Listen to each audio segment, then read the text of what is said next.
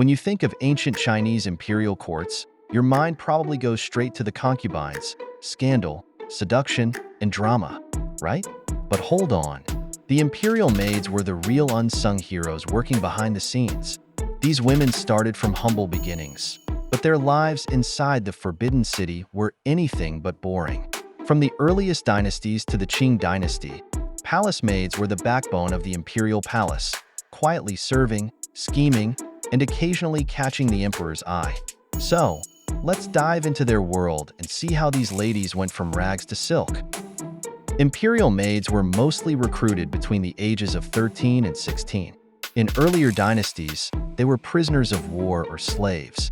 But by the Han Dynasty, imperial maids were mostly recruited from lower-class families or given as tribute to the emperor. It was a bit of a lottery. You could end up scrubbing the emperor's dishes, or, if you played your cards right, you might just rise to a higher rank and a lucky few got a promotion to concubine status. Fast forward to the Tang Dynasty, where things started to get interesting. Imperial maids were still the unsung heroines, handling the daily chaos of court life. But it wasn't all work and no reward. That recent Tang Dynasty cemetery discovered in Xi'an? It's a juicy find. Archaeologists found tombs belonging to palace maids. Yes, you read that right. Pottery figurines and epitaphs in their graves reflected their service and loyalty. While these ladies didn't get the luxurious send-off of the emperor or his concubines, they were clearly given a nod of respect for their lifetime of dedication. After all, you don't dedicate a whole cemetery to people who didn't matter. It also reflects that the emperor's control extended over everyone in the palace, even in death. For many imperial maids, their final resting place wasn't decided by their families, but dictated by palace regulations. This likely explains the existence of cemeteries specifically for palace maids. It kept everything neatly within the emperor's grasp, even posthumously. It was also a way to maintain the social hierarchy after death, ensuring these maids were not buried alongside commoners. By the Ming Dynasty, things got a little more intense for the maids. These women were chosen from peasant families and served the emperor until their 20s. It wasn't easy, though. Maids faced harsh conditions, long hours, and the constant pressure of palace politics. Oh, and if they got on the wrong side of a higher-ranking concubine, let's just say their career could end faster than a dragon's sneeze. Most lived their lives unseen and uncelebrated, but the opportunity for social advancement still hung in the air, if you could survive the cutthroat environment. See the story of the sly Emperor Jing who obsessed with weird Taoist alchemy to immortality. His imperial maids were forced to live on mulberry leaves and do, why? To be pure enough for him to collect their menstrual blood he can bathe in. These maids lived in fear, some starved to death, until they plot to kill him by strangling him. But unfortunately, things were not as planned. He recovered in them, executed alive brutally.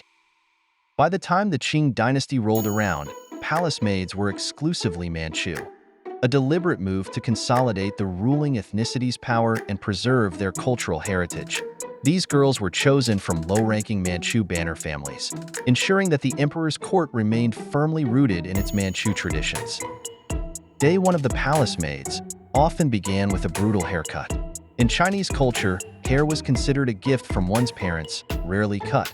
So this was more than just a trim. It was a symbolic breaking of ties with their old lives.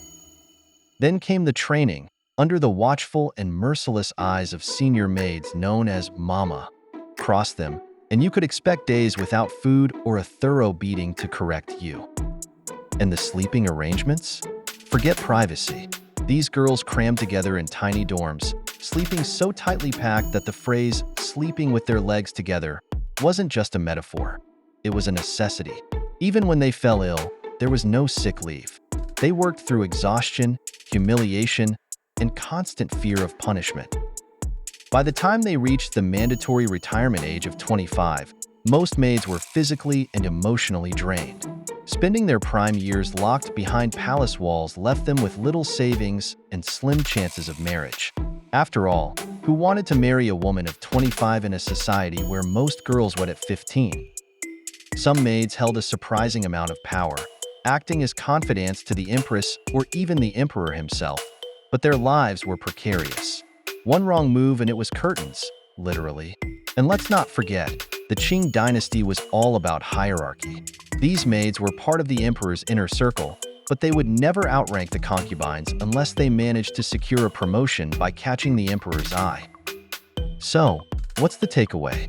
Imperial maids weren't just background players in Chinese history. Sure, they didn't always get the same attention as concubines, but these women lived complex, challenging lives within the palace. They worked hard, dealt with palace politics, and sometimes even wielded a little influence from the shadows. And in the end, some were honored with proper burials, showing that, while they may have started in rags, they at least got a little silk along the way. But to wear the silk while alive or buried depend on whom they served.